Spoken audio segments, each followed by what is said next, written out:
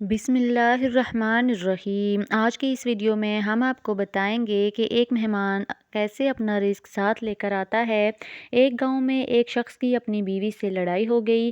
ابھی جھگڑا ختم نہیں ہوا تھا کہ اتنے میں ان کے ہاں ایک مہمان آ گیا۔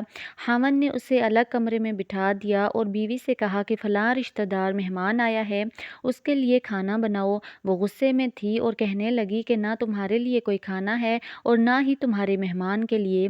یہ سن کر وہ بڑا پریشان ہوا۔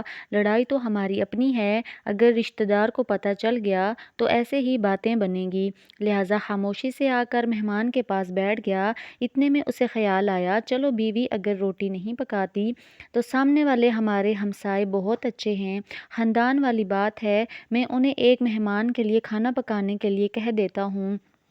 چنانچہ وہ ان کے پاس گیا اور کہنے لگا کہ میری بیوی کی طبیعت خراب ہے، لہٰذا آپ ہمارے مہمان کے لیے کھانا بنا دیجیے۔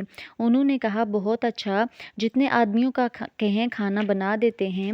وہ مطمئن ہو کر مہمان کے پاس آ کر بیٹھ گیا کہ مہمان کو کم از کم کھانا تو مل جائے گا، جس سے عزت بھی بچ جائے گی۔ تھوڑی دیر کے بعد مہمان نے کہا ذرا ٹھنڈا پانی تو لا دیجیے۔ وہ اٹھا کہ میں ٹھنڈا پانی لے کر آتا ہوں۔ اندر گیا تو دیکھتا ہے کہ اس کی بیوی تو زاروں قطار رو رہی ہے۔ وہ بڑا حیران ہوا کہ یہ شیرنی اور اس کے آنسو۔ کہنے لگا کہ کیا بات ہے؟ اس نے پہلے سے بھی زیادہ رونا شروع کر دیا۔ کہنے لگی بس مجھے معاف کر دیں۔ وہ بھی سمجھ گیا کہ کوئی وجہ ضرور بنی ہے۔ اس کے خاوند نے کہا کہ بتاؤ آخر تمہارے رونے کی وجہ کیا ہے؟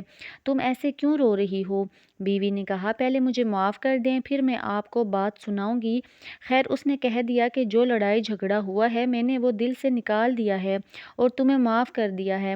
کہنے لگی کہ جب آپ نے آ کر مہمان کے بارے میں بتایا اور میں نے کہا کہ نہ تمہارے لیے کھانا ہے اور نہ تمہارے مہمان کے لیے، مگر میں نے دل میں سوچا کہ لڑائی تو میری اور آپ کی ہے اور یہ مہمان رشتہ دار ہے، ہمیں اس کے سامنے یہ پول نہیں کھولنا چاہیے۔ چنانچہ میں اٹھی کہ کھانا بنا دیتی ہوں۔ جب میں باورچی خانے میں گئی تو میں نے دیکھا کہ جس بوری میں ہمارا آٹا پڑا ہوتا ہے، ایک سفید پوش آدمی اس بوری میں سے آٹا نکال رہا ہے۔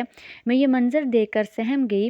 وہ مجھے کہنے لگا اے خاتون پریشان نہ ہو، یہ تمہارے مہمان کا حصہ تھا جو تمہارے آٹے میں شامل تھا۔ اب چونکہ یہ امسائے کے گھر ہی پکنا ہے اس لیے وہی آٹا لینے کے لیے آیا ہوں۔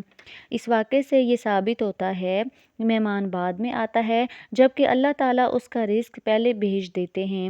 ہم امید کرتے ہیں کہ آپ کو آج کی یہ ویڈیو پسند آئی ہوگی۔ ویڈیو پسند آئی ہو تو اس ویڈیو کو لائک اور چینل کو سبسکرائب ضرور کیجیے گا۔